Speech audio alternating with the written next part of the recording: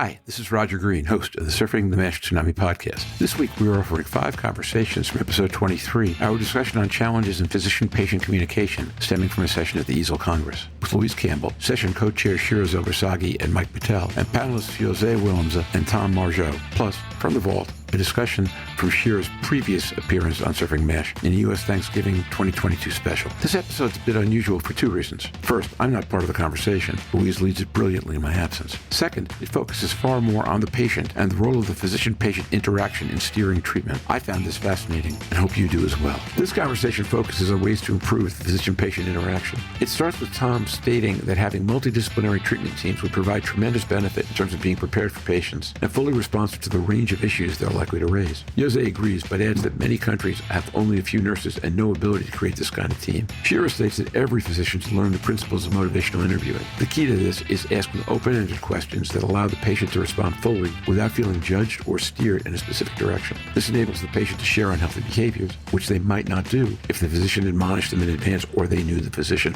would do so. Tom agrees about the positive tone, saying that so much of the physician's role is about trying to enthuse the patient to take control of lifestyle factors. Along a similar theme, Mike notes the importance of tailoring care and questions to the individual patient. He points out that while 10,000 steps a day might be a goal, for some patients it will feel so unattainable as to be demoralizing. Shira points out that an open question would start by asking the patient what goal is reasonable, and José follows by sharing an example of a patient who hated all exercise. She found a way to motivate this patient with simple, timely reminders that this was for the liver and that the liver would be appreciative. Louise adds that changes in activity work best if the patient can define them as being fun. As I noted at the beginning of this introduction, this episode has a few things that make it really different. Focus on patients, me not being a part of it, and a really engaged panel that has diverse backgrounds. Conversation moves fast, covers a broad range of issues, so just sit back, listen, learn, absorb, and when you're done, join the conversation in our LinkedIn discussion group.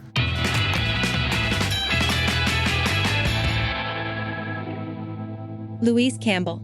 I know everyone listening to this is going to scream, we just don't have time, but actually it's about how you spend quality time in healthcare to improve the quality of care, reducing load in the future in these areas. Is that something that can help navigate the challenges that you were describing? Marjot. Yes.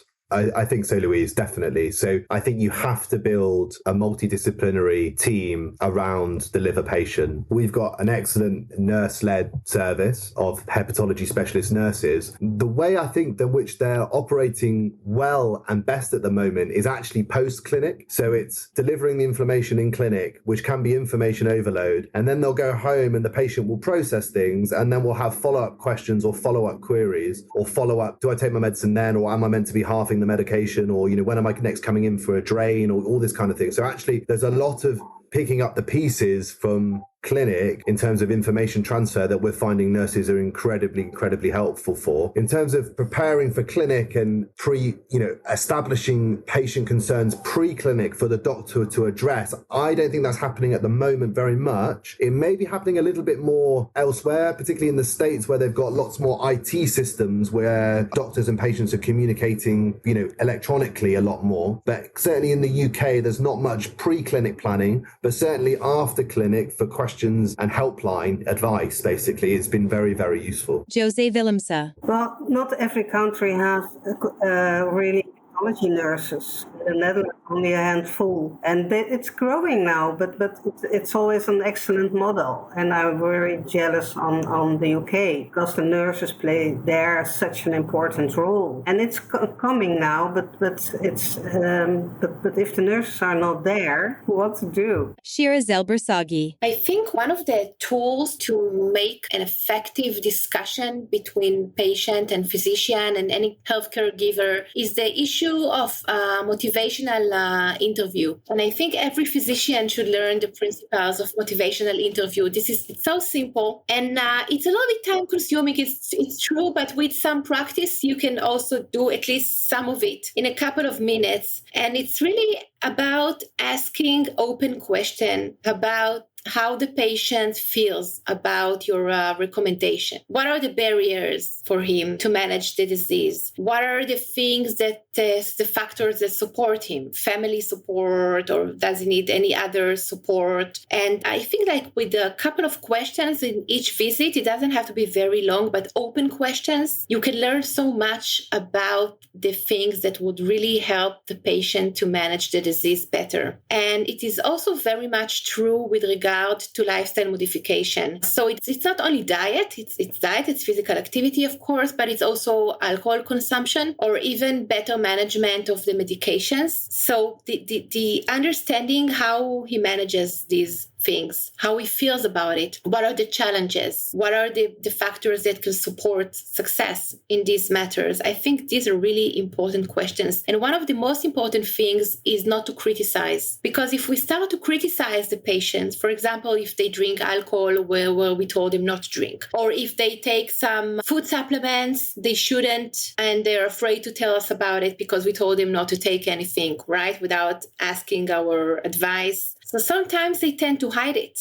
and that's not the way to communicate best with the patient. So I think really open questions and not criticize. That's a very important issue in better communication between patient and physician. Yeah, I completely agree, Shira. So much of what we do is about motivating, isn't it? It's all about trying to enthuse the patient to take control of lifestyle factors. It's all about motivating. And as clinicians, we quite like frameworks in which to do that. And I think training in brief interventions for alcohol and for lifestyle, I think is a really powerful but probably underutilized in medical education, I think. Yeah, and another thing is I think that José mentioned that physicians are unaware how much the physician is important to the patient. Yeah. What a huge role the physician has in patient lives. Studies show that the person that gives the highest motivation for a patient to have a lifestyle modification is the physician. Really? Okay. They listen to their physicians. They trust them. So the greatest opportunity to create a motivation for lifestyle modification is the interaction between the physician and the patient. This is the greatest opportunity, which is often missed. It helps so much if a doctor says to you, hey, I'm here to help you, and we have to do it together. That is already so helpful. And then the attitude, well, I have here, a solution for you, but you have to listen. And if you don't do it, I don't know what to do anymore. So that's such a difference if it's an open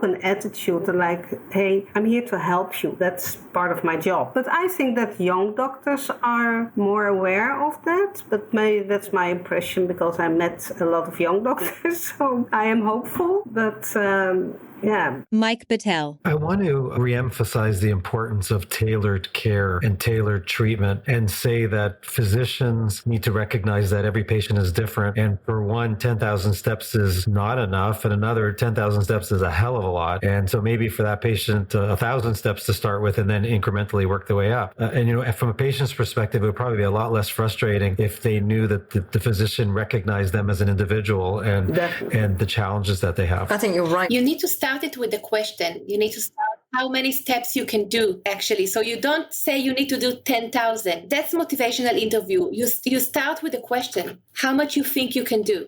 And then you move forward. Yeah, and keep it simple. I had once a phone call with a lady, she had to lose weight and do more exercise. And she said, I hate exercising. I hate it. What can I do? I hate everything. And I said, okay, you hate everything, then the most easiest way is just walking, because that's cheap and easy. But what you do is make 100 steps. Put your hand on your liver and say, hey, I'm doing this for you. Are you happy now? And then I said, and then the next one. And then she started to laugh. I said, really do that, because it will help you. And then later, a couple of months later, she phoned me. She said, I did that. I really was talking to my liver, and it helped me just to stop. Like, hey, how are you happy now? And I do it for you. And it's so simple and it's funny, but it made her walking. And now she told me that she is walking now the 10,000 steps a day. And she started with 100. That's great. That's exactly the key, Jose. It's small and often. And it's getting the quick wins to start that snowball going. I don't use the term exercise. I try and use the term movement, more physical movement, because not not everybody, exercise puts the fear of God into most people, because exactly that phrase, they just envisage a gym, they envisage running, they envisage all of the hard work that we see all of the time. But jiggling about a bit in your kitchen to a bit of nice music is more movement. Preparing a nice new meal that Shira's advised with a little bit more exercise, bringing your cans down or doing things, it can be made exactly like you described, fun. And once people find fun, Karaoke singing too, right? Yeah. Karaoke is wonderful, yeah. It's crucial.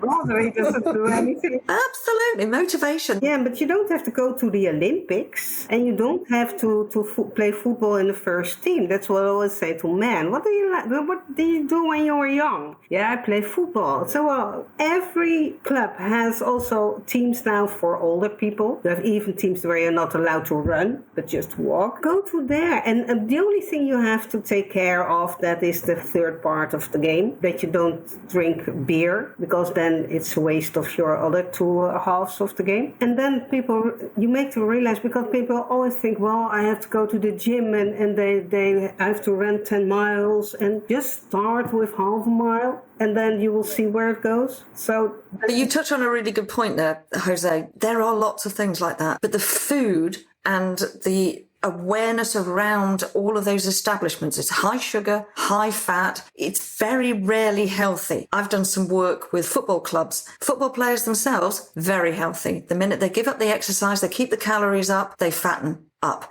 But the staff around, because they're eating the wrong things, and that's all that's provided, pasties, pies, pizzas, it's an environment. Shira, I'm sure you'd share that thing. The environment that they're put into to do the exercise, counterintuitive sometimes to doing the exercise, because they're just put at risk. And now, back to Roger.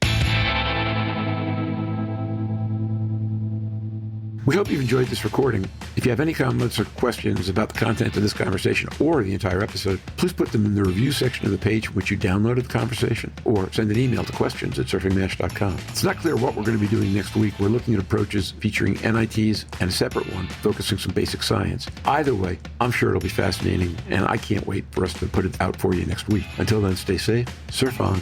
We'll see you on podcast. Bye-bye now.